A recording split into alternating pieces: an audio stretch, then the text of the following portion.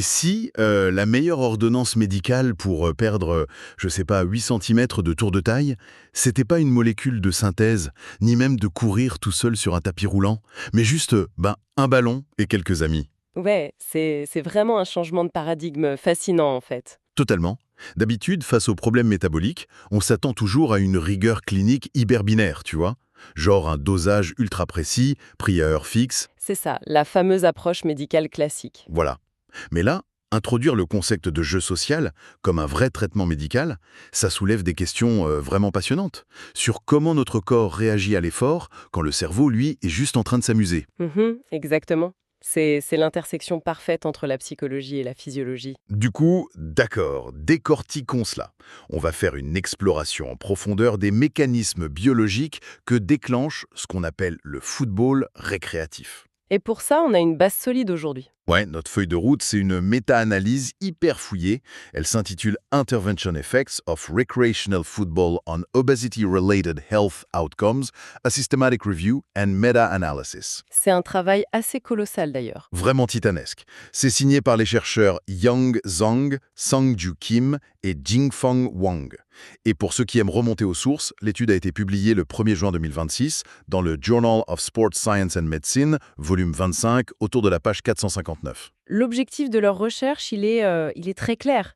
Il s'agit de consolider les données de 16 essais contrôlés randomisés. Ce qui fait quand même 387 participants en tout, c'est pas mal. C'est le pas mal du tout, ouais. L'idée, c'est de voir si taper dans un ballon, sans aucun esprit de compétition professionnelle, ça modifie réellement la composition corporelle et la santé cardio-métabolique des personnes en surpoids ou en situation d'obésité. Et ce qui est intéressant avec la synthèse de ces 16 essais, c'est qu'on passe vraiment de l'anecdote à la preuve scientifique pure et dure. Voilà, on quitte le côté un peu vague du faire du sport, c'est bien, pour vraiment quantifier des altérations physiologiques précises. Parce qu'on parle d'individus dont le métabolisme de base est souvent altéré par la sédentarité, non? Exactement. Le fait d'isoler le foot récréatif comme variable indépendante, ça permet de voir comment des stimuli biomécaniques et cardiovasculaires super spécifiques forcent le corps à s'adapter. Et avant même de regarder le sang ou le cœur, si on regarde l'anatomie directe, la composition corporelle, qu'est-ce que Zhang, Kim et Wang ont trouvé? Ils ont trouvé des bouleversements métaboliques profonds. Concrètement, l'indice de masse corporelle, l'IMC, chute en moyenne de 2,58 kg par mètre carré par rapport au groupe de contrôle. Ah oui, c'est significatif. Très. Et le pourcentage de masse grasse globale diminue de près de 3%. Waouh. Mais la donnée vraiment la plus critique cliniquement, c'est le tour de taille. Il se réduit en moyenne de 8,15 cm. 8 centimètres, mais c'est l'équivalent de changer de taille de pantalon, ça. C'est exactement ça, ouais. Mais au-delà de la garde-robe, c'est surtout un indicateur que la graisse viscérale est attaquée, celle qui entoure les organes vitaux et qui libère toutes ces toxines inflammatoires. Tout à fait. Elle est littéralement consumée. Et la vraie question, c'est de comprendre le mécanisme derrière ça. Pour imager un peu, j'aime bien utiliser une analogie. Je compare la course à pied classique à la conduite d'une voiture sur autoroute. À vitesse constante. Voilà. Quand tu fais un jogging régulier, le moteur tourne à un régime stable, le corps devient super efficace, il cherche à économiser son carburant.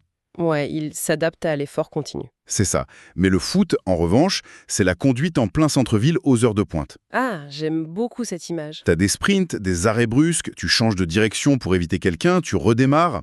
Cette conduite urbaine exige énormément plus de carburant, ce qui explique pourquoi les réserves de graisse fondent aussi vite. Et la biologie valide totalement ton analogie. Lors d'un jogging, le corps utilise surtout le système aérobie et les fibres à contraction lente, qui sont endurantes mais qui brûlent l'énergie très lentement. D'accord. Le foot récréatif, c'est une toute autre réalité. Les données montrent que la fréquence cardiaque oscille tout le temps entre 70 et 83% de son maximum pendant une heure entière. C'est de l'effort fractionné pur, en fait. Exactement. Chaque accélération bascule le métabolisme dans la filière anaérobie. Le corps recrute alors les fibres à contraction rapide, qui demandent une quantité massive de glucose immédiat et génèrent de l'acide lactique. Et après, quand on marche ou qu'on se replace sur le terrain, Là, le système aérobie s'emballe pour rembourser ce qu'on appelle la dette d'oxygène et nettoyer les déchets. Ce passage incessant d'un système à l'autre crée une surconsommation d'oxygène post-exercice. donc même après le match, sur le canapé, le métabolisme reste élevé. Ouais, pendant des heures, voire des jours. Le corps puise massivement dans les graisses, surtout la viscérale, qui est très sensible à l'adrénaline des sprints. C'est une vraie usine à brûler de l'énergie. Mais ce qui est brillant, c'est le déguisement de cette usine, en fait. Comment ça? Si tu demandes à ces mêmes participants qui sont souvent sédentaires de faire des sprints fractionnés sur une piste pendant 1 heure, ils vont abandonner au bout de 10 minutes. Ah, c'est sûr, l'épuisement mental serait trop fort. Exactement. La perception de la douleur les stopperait. Mais là, la distraction cognitive joue un rôle fondamental. Le fait de jouer, tout simplement? Voilà, poursuivre le ballon, analyser les potes sur le terrain, anticiper. Le cerveau est tellement surchargé par ces informations spatiales et ludiques qu'il oublie presque de signaler la fatigue musculaire. C'est un phénomène neurologique fascinant qui masque la détresse physique momentanée, et c'est ce qui explique la superadhésion à long terme. Les gens y retournent parce qu'ils s'amusent. C'est ça. Ils tiennent 2 à 4 sessions par semaine sur plusieurs mois, non pas par discipline martiale, mais pour le lien social. Par contre, il y a un revers de la médaille physiologique. Et c'est ici que ça devient vraiment intéressant. Parce que si le corps fond et perd toute cette graisse avec cet effort intense, on pourrait se dire génial, il se renforce, il prend du muscle. Eh bien, pas toujours. Non. L'analyse de la masse maigre, la lean body mass, raconte une histoire hyper contradictoire. L'étude rapporte un indice d'hétérogénéité statistique de 74% pour la masse maigre. Ce qui est énorme. Les résultats partent dans tous les sens. C'est ça. Les chercheurs ont dû fouiller dans les sous-groupes et ils ont remarqué un truc. Les adultes et les programmes de moins de 3 sessions par semaine conservaient ou gagnaient un peu plus de muscles. Contre-intuitif, non? Totalement.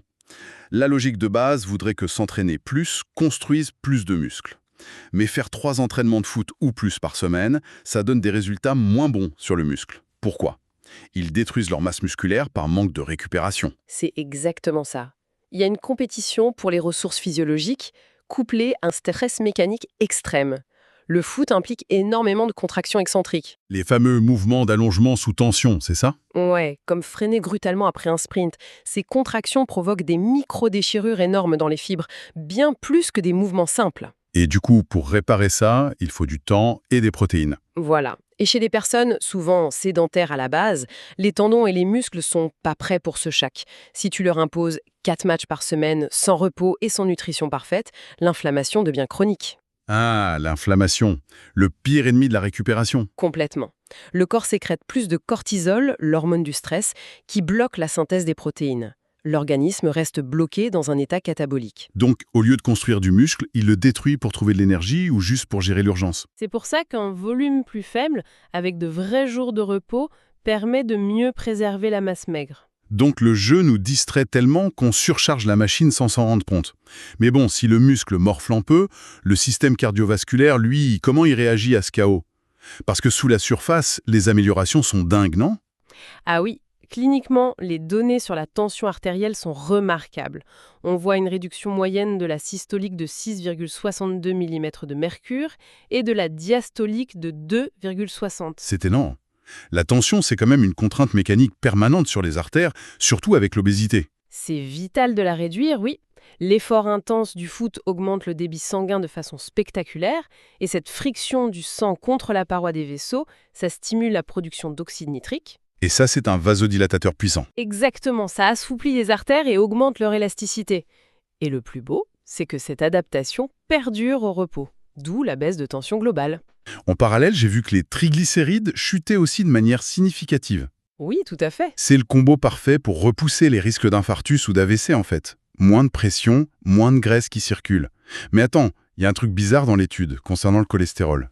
Ah, le fameux paradoxe lipidique? Ouais.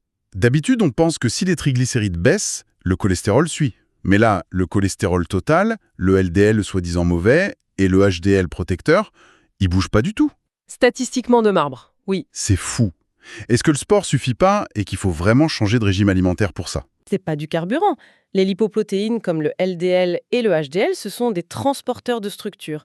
Ils amènent le cholestérol pour construire des cellules ou synthétiser des hormones. Ah, c'est plus de la maçonnerie que de l'essence, quoi. Très bonne image.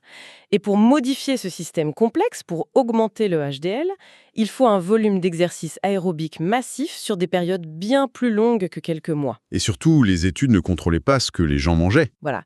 Si l'apport en graisse saturée ou en sucre reste le même, le foie continue de produire du LDL à son niveau de base. Le sport seul, ici, est insuffisant. Ça nous amène d'ailleurs au cœur du problème de la recherche. Avant de crier au miracle, il faut regarder la méthode. Quel niveau de confiance on peut vraiment accorder à ces études? Les auteurs ont utilisé la méthode GRADE, je crois. Oui, le standard grade, et la note est, disons, pas hyper flatteuse. Ouch. La certitude globale des preuves est évaluée comme modérée à faible. Le gros souci, c'est le manque d'aveuglement. Bah oui, tu peux pas cacher à quelqu'un qu'il est en train de courir sur un terrain de foot. C'est pas comme une pilule placebo. Exactement. Et ça introduit des biais comportementaux.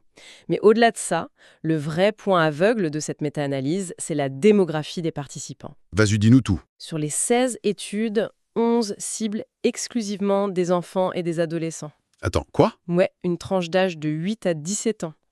Et très majoritairement des garçons. Mais c'est dingue. Donc la vaste majorité des données sur la perte de graisse ou la tension, ça vient d'enfants ou d'ados? C'est le gros biais de la science du sport, oui. Mais on essaye de tirer des conclusions universelles en regardant des gamins en pleine puberté. Un garçon de 13 ans, c'est une fournaise métabolique. Il est bourré d'hormones de croissance, sa récupération est folle. Son oxydation des lipides est naturellement beaucoup plus agressive. C'est ça. Ces mécanismes de combustion, tu peux pas les transposer tels quels à une femme de 45 ans dont le profil hormonal et thyroïdien est complètement différent. La validité externe en prend un sacré coup. C'est périlleux, oui. Les chercheurs prennent des cohortes faciles à recruter, genre des écoles ou des clubs, d'où la surreprésentation pédiatrique masculine. Ça fausse un peu l'interprétation globale, non? Ça nuance, disons. Les mécanismes fondamentaux, comme l'oxyde nitrique, restent valables pour tous. Mais l'ampleur clinique, le nombre de centimètres perdus, va différer massivement selon l'âge et le sexe. Alors, qu'est-ce que tout cela signifie au final? Ça montre que le foot récréatif a des atouts indéniables. Le côté jeu masque l'effort, maintient le cardio haut, et les effets sur la tension et la graisse sont réels. C'est une vraie victoire pour la santé publique, malgré les limites. Oui, mais c'est pas une potion magique. Le cholestérol demande de changer l'assiette, le risque musculaire exige du repos, et les données sont très biaisées vers les ados garçons. C'est pour ça que la méta-analyse est un balisage. Elle prouve le potentiel de l'exercice ludique. Mais pour saisir toutes les nuances sur l'hétérogénéité ou les critères d'inclusion, la lecture de l'article originel est vraiment indispensable. Complètement, on recommande vivement à ceux qui nous écoutent de plonger dans l'étude de Zhang, Kim et Wang. Elle offre un regard hyper lucide sur l'état actuel de la recherche clinique sur le mode de vie.